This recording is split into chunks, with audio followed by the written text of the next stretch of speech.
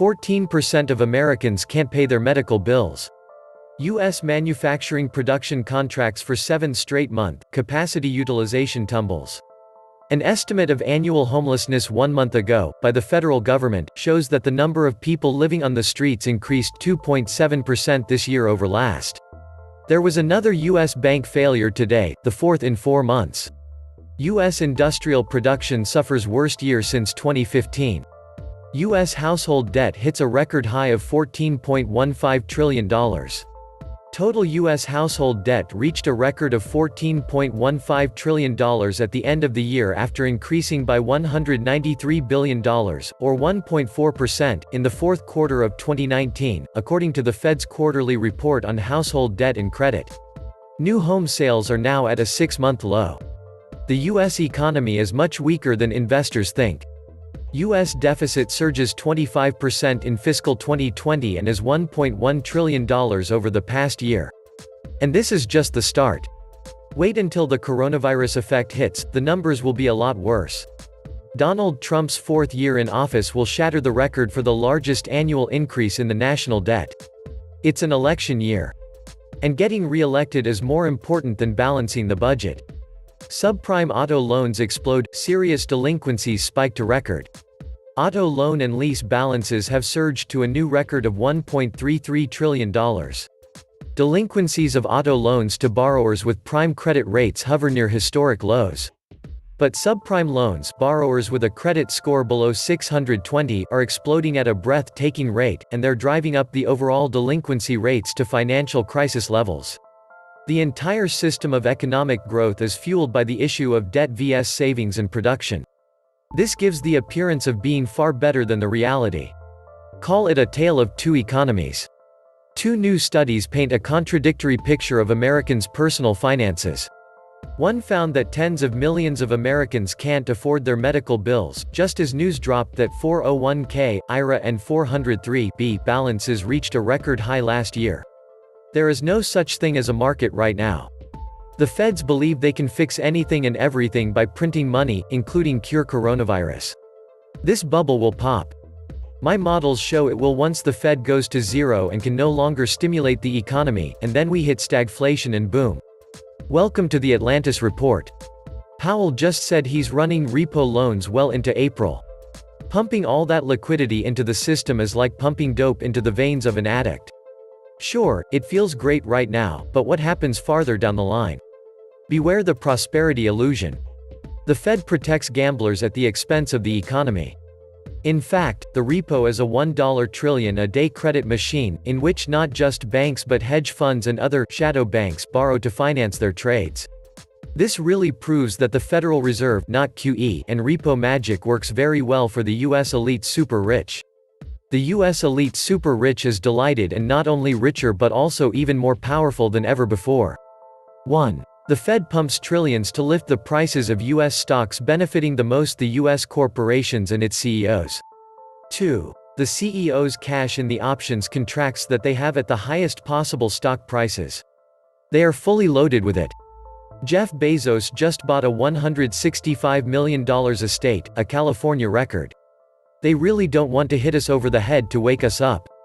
The U.S. has been diligently pursuing a practical manifestation of the law or weights and measures since 1944 at Bretton Woods, when the action was finally taken to end the fixed price peg on gold in order to get us to this point today. December's trade deficit was larger than expected, and the November deficits were revised higher. The decline was not due to higher exports from a booming economy, but lower imports due to tariffs. As a candidate, Trump claimed America's economic decay, as evidenced by decades of trade deficits that hollowed out the American industry. As president during the last State of the Union address, he proudly proclaimed that America's years of economic decay are over despite larger trade deficits now than before he was elected. Liquidity has been squeezed. Too much systemic debt. Over-leveraged debt cannibalizes economic activity. We need some monetary yang with our monetary yin to complete this fateful story. The free market provides the means. Meanwhile, this market is going up, new highs in sight. Nothing can stop it, nothing, and nobody. The stock market is undeniably on fire. The major U.S. stock market averages are near record highs, and it shows in 401k accounts. Fidelity Investments reports the average balance in a Fidelity 401k topped $112,000 in the fourth quarter of 2019. For workers who have saved in a 401k for 10 straight years, their average balance was $328,200. Last year, 33% of savers raised their contribution rates, and a record of 233,000 Fidelity customers are 401k millionaires. Market believes it has immunity to risks. That's because it does. Investors can count on the plunge protection team to step in as necessary to stop any sudden decline. That's the whole reason behind the precious metals manipulation. But eventually, someday they will either stop stepping in, or their risk mitigation tactics will no longer work. When that time comes, God help us all. Anybody that has spent any time following the markets knows that after every boom there is a bust. It has always happened in the past and always will in the future. When times are good to make plans for the bad days, when things are bad, hunker down and enjoy finding deals on things that were out of your price range a couple of years ago. What's amazing is that even though we have a great economy according to the stock market and certain politicians, the United States ran a nearly $1 trillion deficit in 2019. This is with unrelenting QE and other market stimulants in effect. Where do we go when the markets inevitably take a turn for the worse? If the economy is great, shouldn't the deficit be getting smaller? This is outrageous, unacceptable, and insane. This is monetary mismanagement. In the last financial crisis, they learned the American people did not want to bail out Wall Street banks. Now they are trying to do it in the shadows, but it is happening again. Main Street is bailing out Wall Street banks, but you won't hear this on the mainstream news networks. We are putting these irresponsible actives on a credit card that future generations will have to pay off, with interest. The response from our politicians, a demand for more monetary and fiscal mismanagement. Politicians and the Fed are responsible. Not only will the Fed be injecting more drugs into the financial system in a recession. Wait until they decide to take rates below zero. That would handicap the entire global financial system. Commodities, including gold and silver, will go through the roof, while US stocks, US dollars, and bonds come crashing down. The Fed policy attempts to keep rates down, as any sizable increase in rates will reveal very quickly that government and many corporations are insolvent.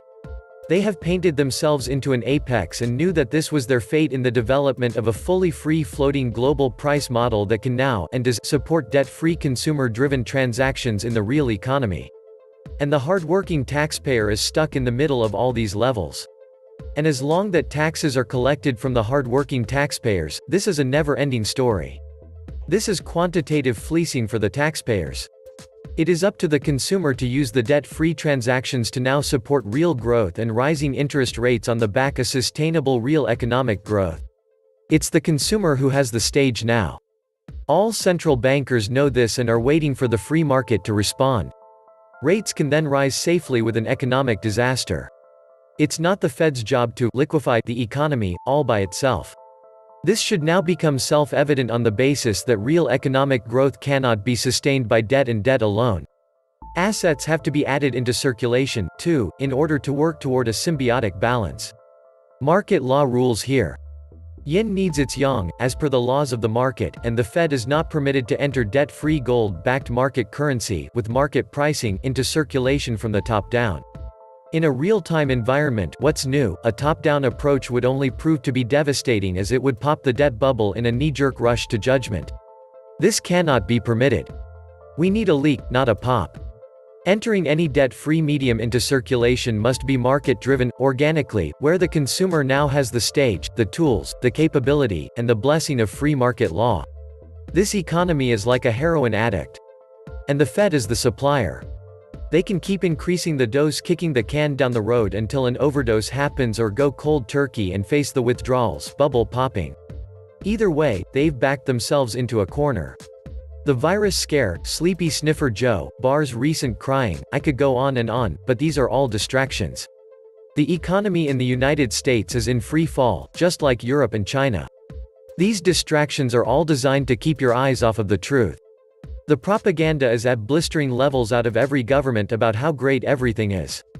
The participation rate numbers in the economy are well below those of the '08 recession. The federal government is desperate. There are not enough tax dollars coming in to pay the bills. The debt is being monetized to dilute the currency. So everything for ordinary people is going to get really expensive because your paper currency by design is meant to go to zero through the inflationary Ponzi scheme.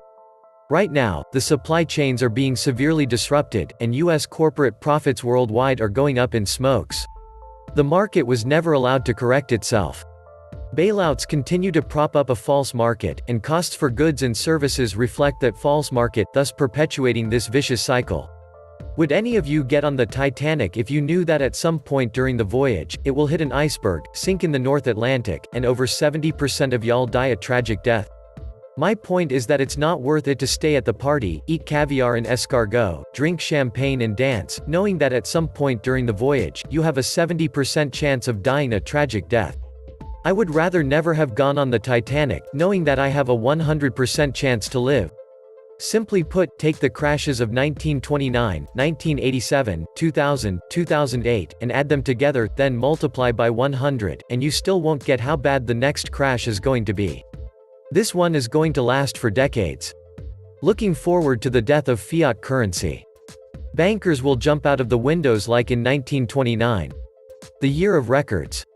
The USA is adding to her deficits at a record run rate, stocks are climbing to record highs at a record rate of climb, it's the longest period of economic expansion. Collectively the central bank's balance sheets are at record highs, and finally, the Fed's temporary, not QE, repo interventions expand again at a record pace. What could go wrong here? This was the Atlantis Report. Please like, share, and subscribe. Thank you.